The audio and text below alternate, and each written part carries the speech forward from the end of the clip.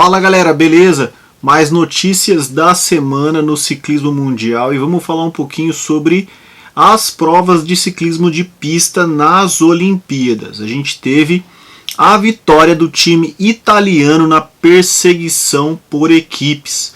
São 4 atletas e esses 4 atletas liderados pelo Filippo Ganna. Para quem se lembra aí, eu falei do Filippo Ganna na prova de contrarrelógio masculino. Ele não conseguiu vencer, mas com certeza ele estava focado nessa prova de perseguição. E aí a gente vai ter durante todo o processo um treinamento um pouco diferente, e o Filippo Ganna conseguiu liderar o time italiano e eles foram campeões olímpicos na pista e bateram inclusive o recorde mundial. Muito legal, porque a última vitória italiana na perseguição na pista por equipes foi em 1960.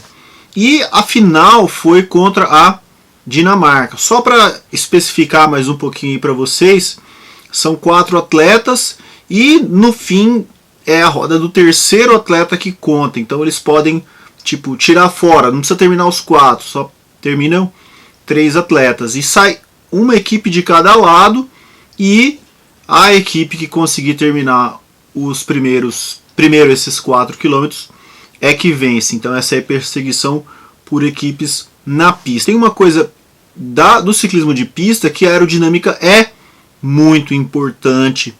Então as bikes todas iguais, os capacetes todos iguais e algumas regras que a gente que é ciclista de estrada talvez não fique assim muito familiarizado. O que aconteceu?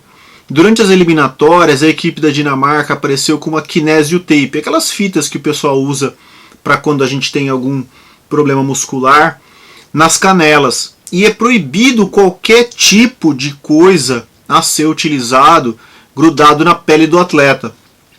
O que aconteceu? O time da Grã-Bretanha foi lá e fez uma denúncia a respeito disso, porque eles estavam usando aquilo lá para um aproveitamento aerodinâmico. Pela regra, a equipe tinha que ser desclassificada, mas o Comitê Olímpico Internacional e eu sei não desclassificaram a Dinamarca, apenas falaram que eles não poderiam usar e eles conseguiram chegar na final. O que aconteceu na final foi que o Filippo Ganna ficou para puxar a última parte e aí ele conseguiu naquele último pedaço ali da prova, ele conseguiu tirar a vantagem que tinha da Dinamarca e os italianos ganharam a perseguição por equipe e ganharam também e conseguiram bater o recorde mundial.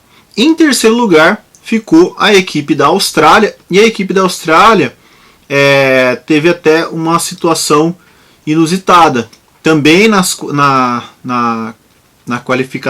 qualificação eles tiveram um suporte do guidão quebrando.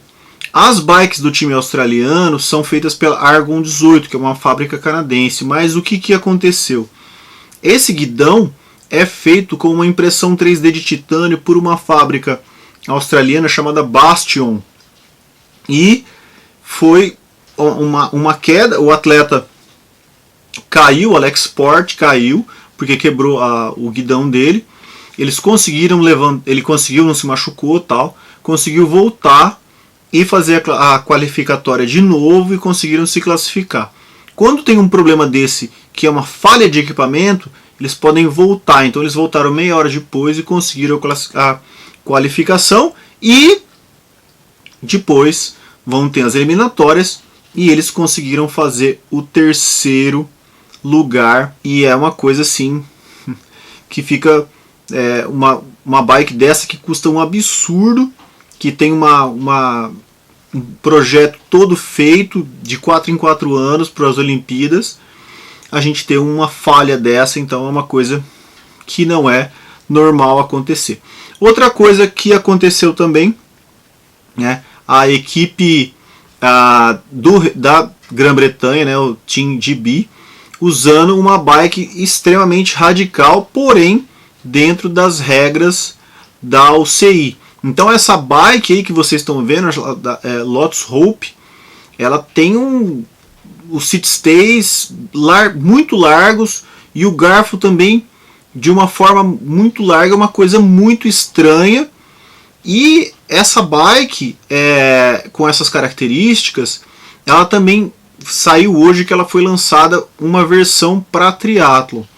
E mais uma polêmica em relação a essa bike é o seguinte, que tem uma empresa falando que a Hope e o time da Grã-Bretanha usaram uma ideia que já existia, e essa ideia é uma coisa assim complicada, né? Que isso aí foi roubado de uma outra empresa. Então a gente vai ter uma disputa e vamos ver o que vai acontecer nos próximos capítulos. Ainda na pista, a gente teve o time da Grã-Bretanha não conseguiu vencer a perseguição por equipes.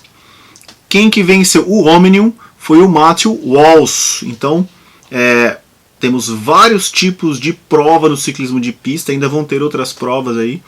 Então o Matthew Walsh, que é o britânico, conseguiu ganhar a prova do Omnium, que é uma das provas mais importantes aí dentro do ciclismo de pista. O cara que era o campeão olímpico que ganhou no Rio de 2016 era o Elia Viviani e ficou em terceiro lugar. Bom, vamos falar um pouquinho agora do ciclismo de estrada. A Volta de Espanha tá aí, vai começar dia 14 de agosto e confirmado, Tadej Pogačar não vai participar da prova. Isso aí é as informações que eu tenho.